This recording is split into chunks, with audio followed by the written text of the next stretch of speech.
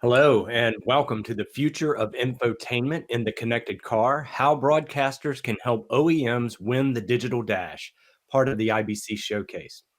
My name is Sam Matheny, and I'm the Chief Technology Officer of the National Association of Broadcasters in the United States, better known as the NAB. It's my pleasure to moderate and join today's conversation. So our goal today is to have a 360 discussion with experts from foundational technology companies, software and hardware developers, and content distributors.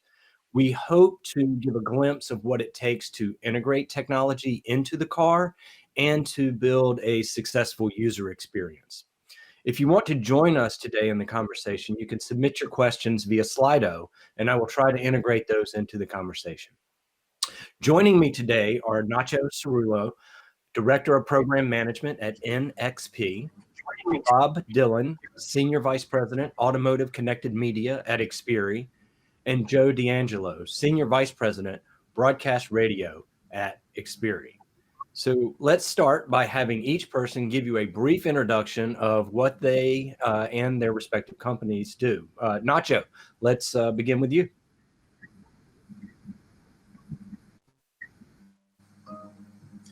Hi. Thanks, Sam. So my name is Nacho Cerullo. I work in NXP Semiconductors. And my responsibility is as Director of Program Management, the customer application support worldwide of radio and also the radio control middleware. That's development and support. Okay. Great. All right, Bob. Good morning. Thanks, Sam. I'm Bob Dillon. I'm Senior Vice President of Automotive Connected Media. I'm responsible for our connected radio platform and all of our digital platforms for automotive. Xperi is a collection of brands. We're known as for the DTS connected radio system, the HD radio system, and we also have merged with TiVo this year, bringing us a great deal more technology. Wonderful, Thanks. Wonderful. Joe. Thanks, Sam. Good afternoon, everyone around the world. Hopefully you're enjoying the IBC Showcases. I'm Joe D'Angelo. I'm Senior Vice President of Broadcast Radio for Xperi. I've been working with Bob for the better part of almost 2 decades. And I look after the broadcast radio business for Xperi, which really cuts across analog, DAB, HD radio, and in the last 8-10 years to include apps. So I'm happy to be here and look forward to the discussion. Awesome. Thank you, Joe. And as you all can see, we've got really an expert lineup and should have a great conversation today. So, you know, as I, in my role at NAB, look at this, I really think cars are becoming more and more connected. And other than, you know, bringing in a tape or a CD, there used to really be just one path for infotainment into the car, and that was broadcast radio. But today you have satellite radio, you have mobile phones with Bluetooth, you have 4G connections, you've got streaming audio, and there are even, you know, proliferating video services. So, and then the experience in the car as well. It used to be really, you know, sort of 2 knobs and 6 buttons, and the advent of screens has really changed the whole user experience inside of a car. And so what started as a screen primarily as a safety mechanism so people could have, you know,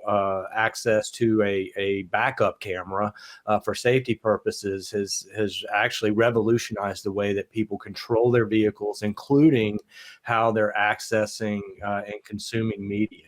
And for me, in my role, I really look at this as a great opportunity for broadcasters. I think that with the advent of things like HD radio, as well as internet connectivity, that we can provide a better experience as broadcasters and more engagement with our listeners, which is core to the business. But it also comes with a variety of threats as well, because you are competing with so many different other providers. So you know, that is sort of my backdrop as I come to this conversation. And in the short term, Obviously we're dealing with a pandemic and COVID-19, and I think that its impact on listening has been distinct in the car. At least in the United States, there was a significant fall off in listening, mainly because people weren't commuting anymore. But now that the economy has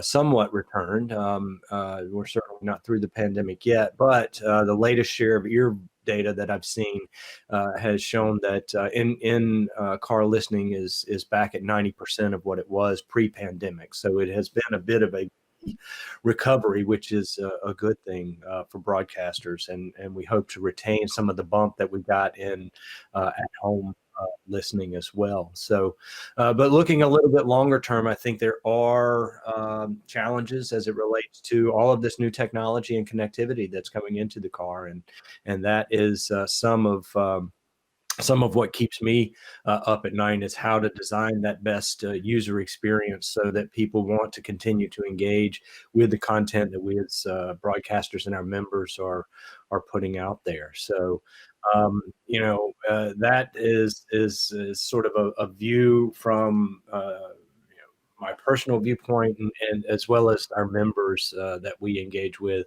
on a daily basis at the NAB. And so lots of opportunities, but also some challenges there. So from a technology perspective, Bob, I was hoping maybe you might speak to what's happening with media consumption in the car, and how is that poised to change, and what's the impact on broadcasters from where you sit? Sure, Sam. Well, what's happening, as you mentioned, cars are becoming increasingly connected, and we're seeing car companies start to do interesting things with that connectivity. Some of that is supportive of radio, and some of that could be competitive with radio. But to your point, it really comes down to broadcasters engaging it and creating a compelling experience.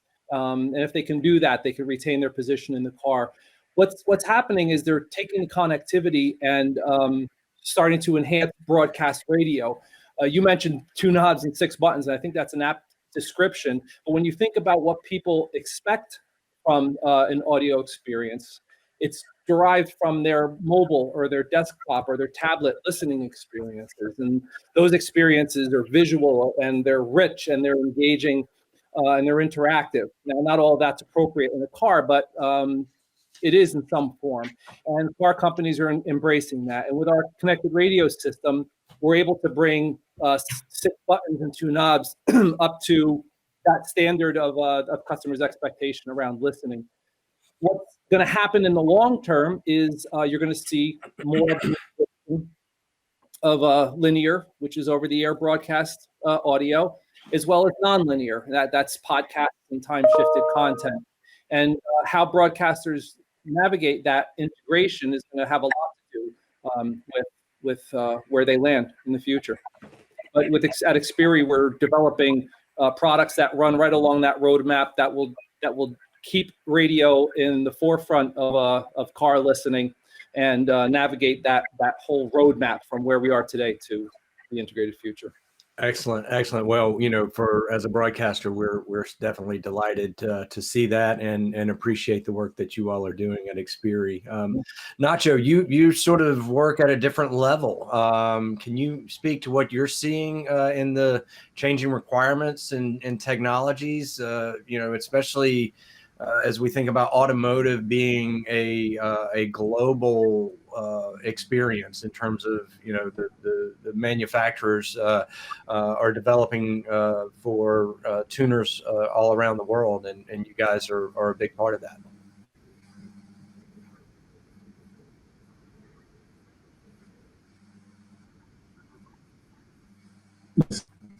Yes, Sam. So basically, indeed, we are in the level of the enabling technology for all of that, right? So the radio experience is developing very quickly. So what we expect even more seamless integration of all the smart devices, always on connectivity. We'd expect also over-the-air updates, even of new features. multiple screens, as mentioned, displays, shoppable contact entertainment, also in immersive audio experience. So improvements on audio is gaining significant importance. So it's not only better sound, most of the cases, but it's also car noise improvement, like engine sound enhancements and this kind of things, ANC. And it's also additional features like ECNR and vision. Also, of course, in car assistance, Android Automotive OS as a major trend, let's say global, that is dominating or will dominate infotainment in the car. And then obviously there is also a number of issues, which is improvement of performance. So, for example, the electric vehicle AM noise cancellation, that's a challenge, let's say, for radio perception and radio reception, and this is something we have solutions for. Also, another trend is the shrinking antennas, the form factors. So this in principle creates that there is worse reception in the car, so worse performance, and this has to be considered with basically technical items like phase diversity of MRC solutions and so on. That is, there's a lot of foundational technology, from the antennas to the tuners to how all of this stuff ties together. And as you mentioned, on an increasing number of screens. And so I'm wondering, Joe, when you look at all of this, can you speak to what's a broadcaster to do in this sort of environment, and how should we be thinking about this in terms of realistic expectations for broadcasting? Sure. It's been an amazing 20 years in radio. If you look around the world, the investment in digital broadcast technology, both in North America with HD radio, but also around the world with DAB, has been significant. And that investment has really started to yield a significant install base of cars on the road. In the States, we have 70 million cars with HD radio. In the UK, I think 90% of new cars are shipping with DAB. You have the support in Europe with the electronic communication code mandate for digital capabilities in vehicles. And I think if you look at that backdrop, broadcasters have a lot of capabilities at their fingertips with digital broadcasting today that they really have to take advantage of. They have to look at what the underlying system can deliver and ensure they're maximizing, delivering rich graphics, rich information to the screens to help drive discovery and engagement. And while that digital transition has taken about 20 years, I'd say, ironically, the 100-year anniversary of radio was just a couple of days ago. So if you look at that 100-year history and say the last 20 years has been kind of the digital revolution, I think we're going to see a much more compressed time frame as we move to hybrid technology in the car, where connectivity really does proliferate and sit alongside both analog and HD radio and DAB. My own thinking is that's about a 5-year horizon, and then we start to pivot to probably a dominant role for connectivity in the car. How does that evolution play out? So my advice to broadcasters right now is do everything you can with the digital technologies that you've built out over the last 2 decades. The cars are there, the audience is engaged with those platforms, but plan for this hybrid transition.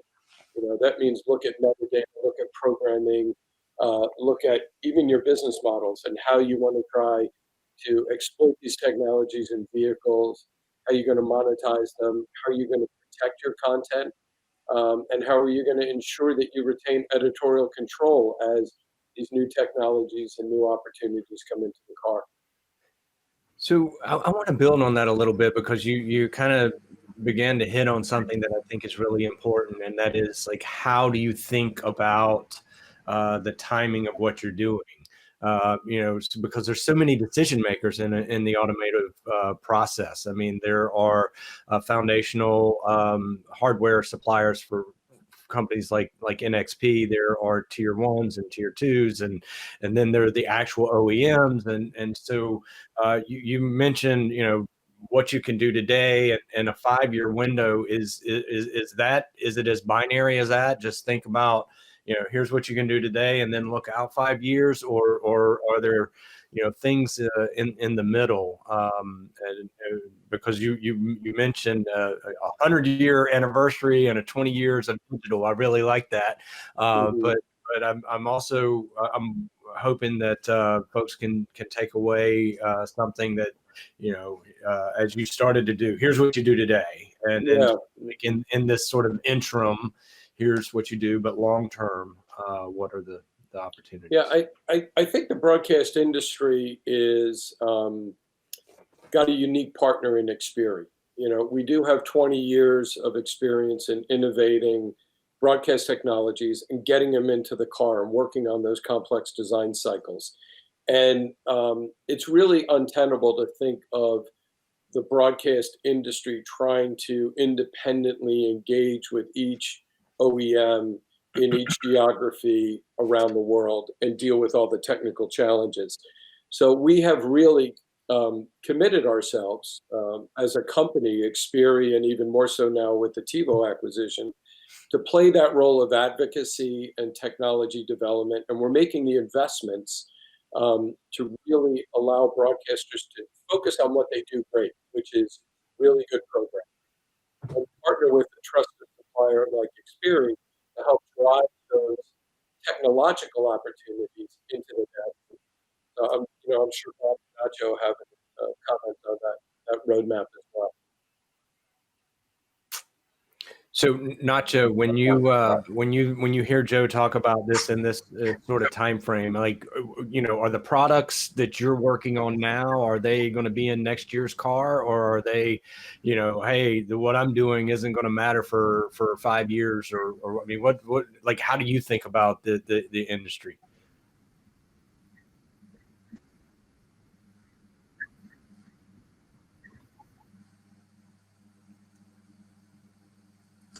Okay, I have heard partly the question, so I think it's about the something is developed and deployed in a car. Is it the question about that?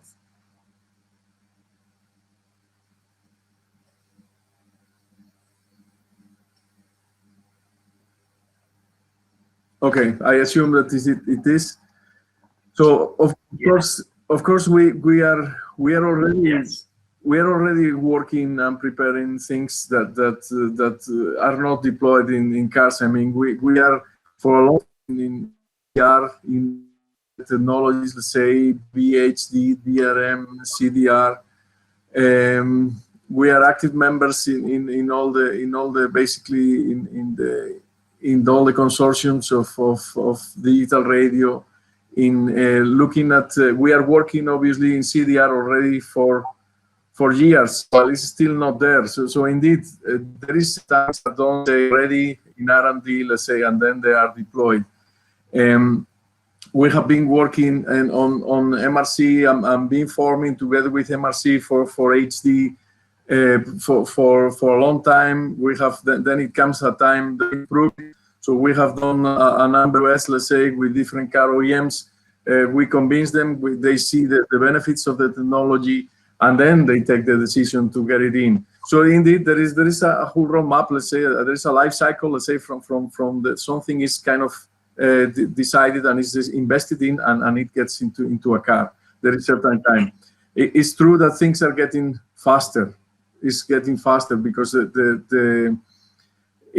at this moment, people want the car, the things that they already have available in a mobile. So they want seamless integration. They want all these kind of things, and it's getting faster, let's say. But in general, there is a time indeed needed, and there is a buying in from the different, let's say, stakeholders to get into the car, let's say, from technology available until it's deployed in use cases. And that sometimes we provide platform functions, like we provide a lot of different tuners with different possibilities. And then it's only when they get in the car, when car OEMs and tier ones make together all the use cases possible, you know, and to be honest, sometimes we are surprised of the ability of the system and what they come with and that they build from our platforms, let's say. Got it. And Bob, I mean, you sort of, I assume, sit in the middle of all that. So, you know, and helping to design and leverage, you know, the technologies that Nacho has and turn them into things that broadcasters can use and provide a good user experience. How does that play? Well, yeah, we're on a similar time cycle. Our products, my products anyway, are software products, and so those timeframes are a little bit compressed. But you know, depending on when you started the clock, whether it's when we started working with Daimler on HD radio 10, 15 years ago, or when our sales executives started selling connected radio to them, or when my team started actually working on developing the product, which was over a year ago. You know, these are long-term relationships, and they build on one another. But you know what the car companies expect from a technology supplier for these kinds of technologies, they have to match the robustness and they have to match the levels of security that their internal teams are developing. And so, you know, you have to have good quality data. You have to have an easy system to develop with, and that's table stakes. But unless your system is secure, and we do penetration testing on our system, we have a third party, AT&T is doing it now, constantly testing our system, looking for security holes. You can't supply to those because that's their level of quality that they expect. And we have a team of dozens of people all around the world that are constantly touching our data and cleaning our data and curating our data. And we have licenses. Well, now we merged with TiVo, so we have it in house. But we bring content from many different places and enrich it on behalf of the broadcasters and deliver it. So, and then we provide, as Joe mentioned, all kinds of tools for broadcasters to control their presence in our system. So all of those things together are what's required to really deliver the kind of experience that the broadcasters are going to need to deliver going into the future. Yeah, so like that's really interesting because I think you know, historically, you know, if we're on that 100-year arc, if you will, that Joe was mentioning earlier, you know, we're not really thinking about security, but in this, you know, recent connected world, I mean, you have to have that top of mind.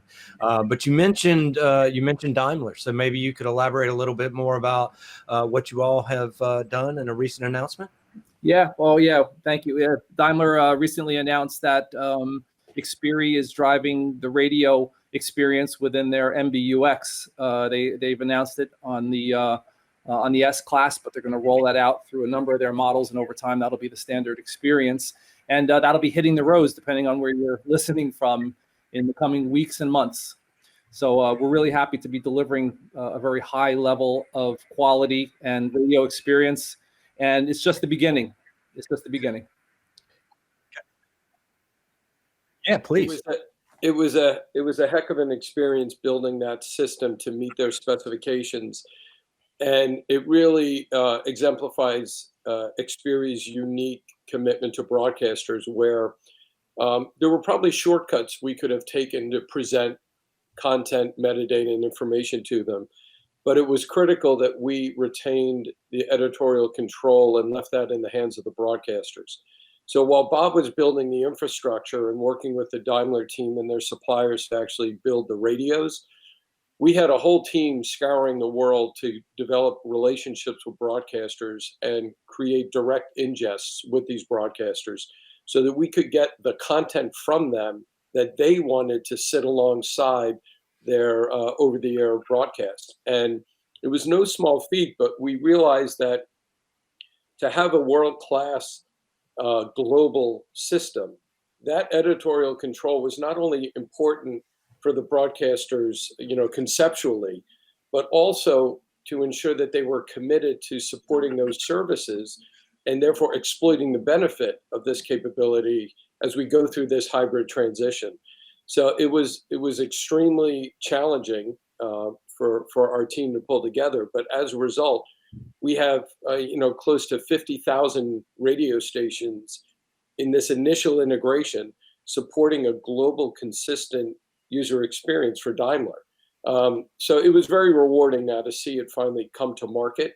And all of those broadcasters, hopefully some are on this call that trusted us with their data, that with this relationship, will see the benefit. We'll see the end result of that collaboration.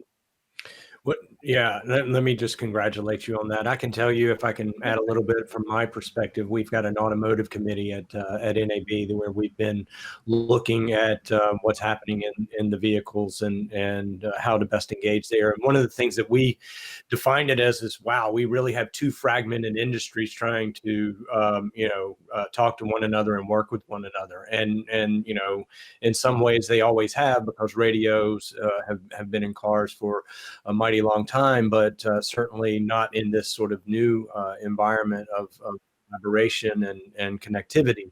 And so from just in the US, we've got approaching 16,000 different radio stations, and you look at the diversity of ownership and how they're managed and their philosophies, and then you take that and you say, okay, how are we going to put that together with the automotive industry, which is also very diverse, and of which the US is only one market.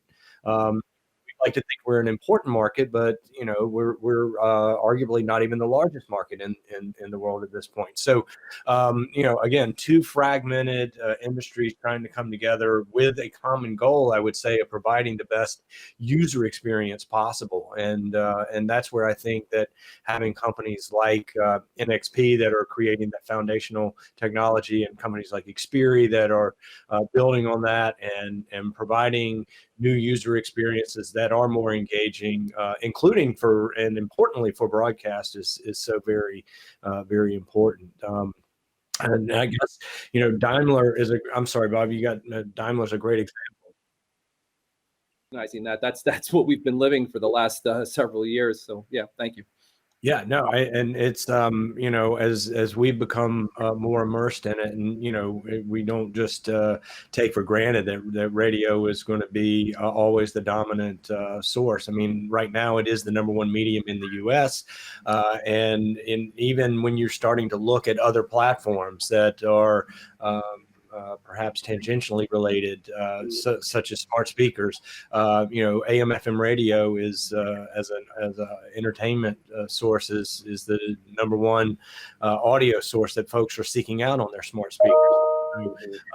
We hope that will transition, and we're working to make sure that transitions into the car, because when we talk about user experience and user interfaces, voice is emerging as one that certainly people are using to engage with radio and entertainment on smart speakers in the home, but those same systems are finding their ways into the car. How is that something that you all are thinking about or working on?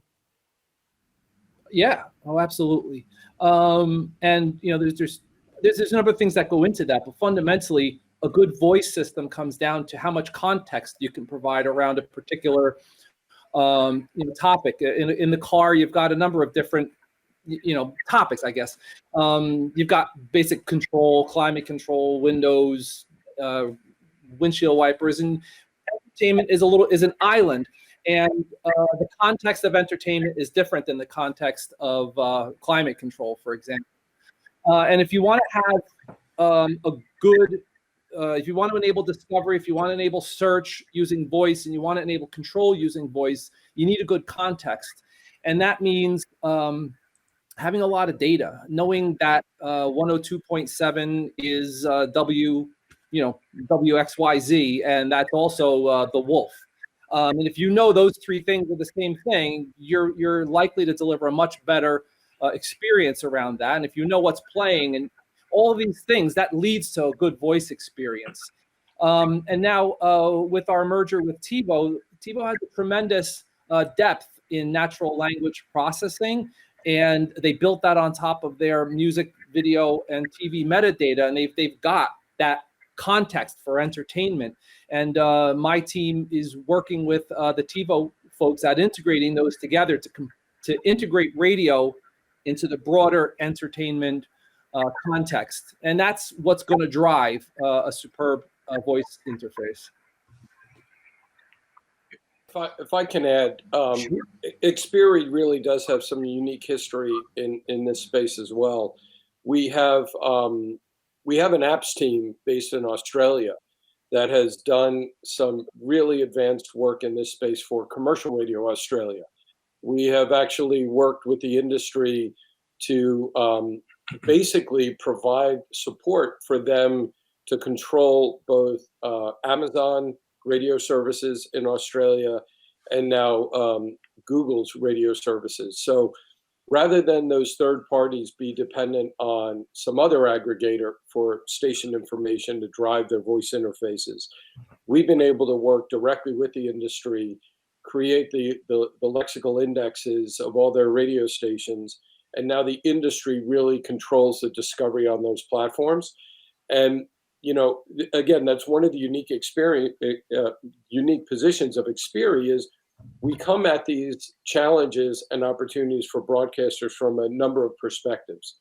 Here we're taking some work that we've done in Australia based on our app platform.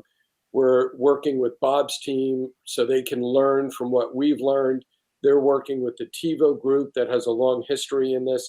So we're really almost taking a best of both worlds approach from consumer devices all the way to the automotive infrastructure to deliver really an unsurpassed world-class experience in the vehicle.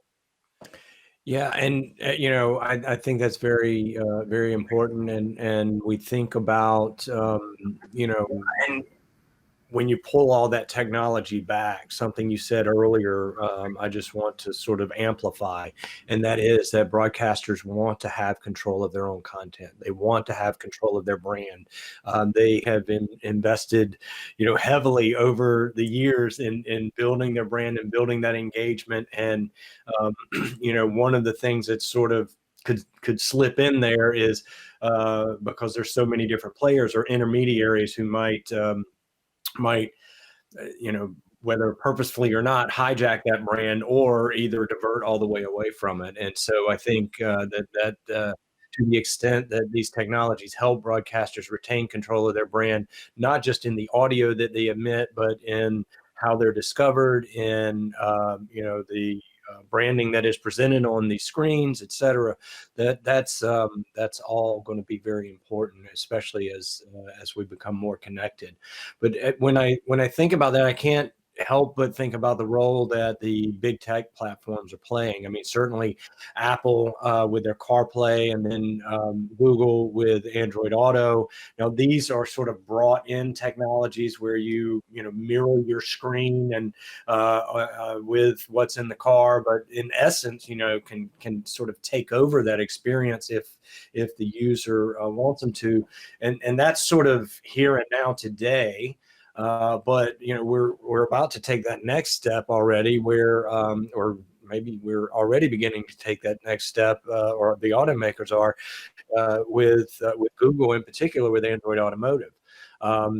Whereas Android Auto is, okay, here's my screen and I'm going to mirror it. You've got Android Automotive, and that's like an entire operating system and platform to run everything in the car, including, that infotainment experience. So, that would be sort of on my long-term threat, or that would be something that keeps me up at night, in terms of like, okay, how do I make sure radio has a great experience there? And I think that the thing that I think about with that is, Google is obviously a global company, and automakers are building globally as well. Radio is somewhat regional, and how do we engage on that? And so Joe, maybe you can talk a little bit about something that we've been collaborating on, Sure. but I have to give Xperi a lot of credit, because beyond just what we're doing at the NAB through our pilot program, and I can speak to that, but this is really not just a United States effort. This is a global effort to make sure that broadcasting is well represented and is able to put our best foot forward with this new operating system. Yeah, sure. I'd be happy to tee it off and then hand it over to Bob and Nacho to comment more because they're the ones really doing the heavy lifting on this opportunity and threat. But it's clear that Android Automotive is coming into the car as an operating system of choice for certain OEMs. And when you look at that system, there's certain functionality that needed to be enhanced. We've been working on this space for probably about 8 months, and what we've done, Xperi, at least our broadcast business, along with NAB, is we've wanted to make sure that the broadcast industry had a voice in that kind of evolution and the development of the technology and the presentation of radio in the space. So, Sam, thanks to your support and the pilot team, we've been able to pull together 12 broadcasters from 11 different countries into an international coalition to look at this problem/opportunity, really be proactive, talk about the end user experience, make a commitment to services that they're prepared to ensure are available over the air and through connectivity to car companies that do choose Android Automotive. We're in the early days of pulling this group together and really speaking about the opportunity publicly, but this is building on, like I said, about 8 months of development that's been going on at a low level in the hardware and hardware abstraction layer.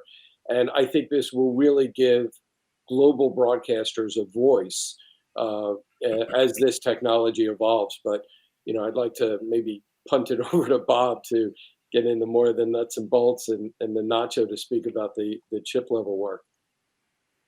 Sure. Yeah, we're doing quite a bit in this area. Google, with the Android operating system, there is support for broadcast, but it's the kind of support you would expect from a company that's an internet company. It's benign neglect more than enemy action, but it's neglect. And we are working to bring that support up to the level that is necessary to deliver the kinds of experiences that radio needs to deliver, and the kind of support that radio needs in order to keep its prominent place in the car. We're collaborating with Nacho's team. My team and Nacho's team are collaborating. I'll let Nacho talk about that a little bit. But Joe's team has a decade of experience in Android development. My team has about 7 or 8 years of Android core development experience. And the NXP team has quite a bit of experience, and we're bringing and knowledge of global radio systems, and we're bringing those things together to ensure that radio has its proper place in the car. Nacho, why don't you speak a little bit about the work that you're doing? Yeah. So I would describe what is happening with Android Automotive. I would describe it as very exciting for the industry. There are several degrees of integration of Android, let's say in radio. It could be from mirroring the phone, the bottom basically minimum, up to really taking over the full dashboard of the car, right? So point of view, what Google does is it proposes an architecture well layered, in which it has a lot of sense, and also basically they listen to the radio experts. So it's interesting to see how it is evolving and getting much more sense and getting more consistent, let's say, the proposition from Android Automotive. From collaboration point of view, indeed, we are working together with Bob's team. We are making some demonstrators, a